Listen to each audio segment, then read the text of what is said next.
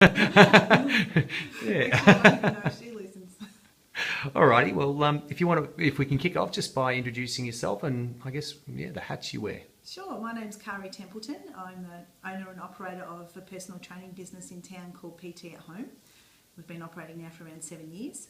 And also, as part of Sea Change, I have some involvement with the Portland Squash and Racquetball Club. I've been a member there since I was about this big. So it's been a big part of my life. And then when I started to become involved with Sea Change, I thought that the Squash and Racquetball Club could certainly benefit from making some changes, just introducing some small changes that may in essence affect the health and well-being of the community. Excellent. So now, actually, I'm getting a bit of a shake with your leg hitting the Oh, table. sorry. I'll sit still. That's right. Yes. Doom. Yeah. Yeah, no, that's all right. Now, I guess with that, if you can, tell me a little bit about what things you've been doing in the way of, I guess, the healthy eating, the physical activity. So whether it's certainly going into a bit more detail about your PT at home stuff and the messages you're trying to portray, as well as the stuff you've been doing at the Squash and Racquetball Club and the like. So. Sure. Well, with regard to my business, my PT at home business, I used to at Christmas time make up little Christmas balls and shortbreads and things and hand them out to clients. And I thought, well, hang on, that's not really portraying a true image of health and well-being when they're coming to train with me and we're talking about healthy lifestyles and healthy eating, and then I'm handing them basically a little bag full of fat and sugar for Christmas. So we now hold, for the last 2 years, on Sunday we're having our Christmas break-up. We're having a barbecue down the foreshore. So we'll provide all the meats and some salads, and people are welcome to bring along some other things as well.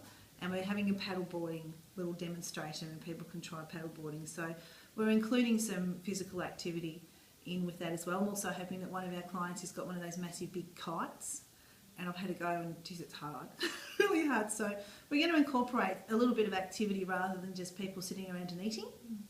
With regard to the Squash and Racquetball Club, I've been working with Lois Holt, the manager, and we've started to introduce some healthy options in the canteen.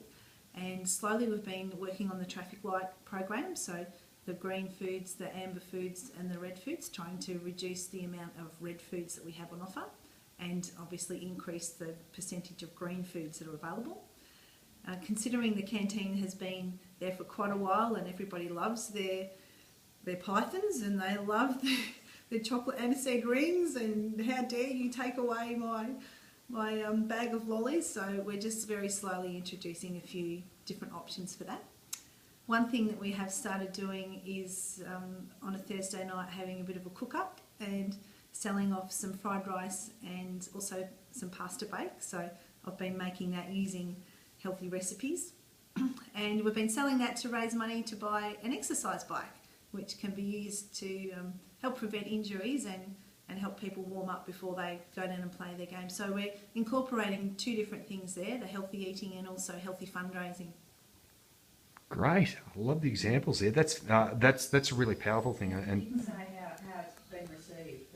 The food's been received really well. It has, hasn't yeah. it? Yeah, the fried rice and the pasta bake have been received very well, and I've had people saying, are you doing your fried rice next week? So we have some in the freezer that we can thaw out. So it has been received very well. There's always a little bit of opposition, of course, to removing some of the products, but we're going to do it very slowly, and you can't change the world overnight. So if we can just little bit at a time try and change some of the attitudes. And for those that are wanting to make healthy options, healthy choices, initially there was, I think, 3 healthy things available, and that was water and Diet Coke and Diet Sprite. So yeah, there was nothing there. So now at least we're starting to introduce a few little options. We did a survey, and surprisingly people were wanting us to introduce some fresh fruit. So we'll have to think about doing maybe bananas and oranges and mandarins and things that don't have really a use by date.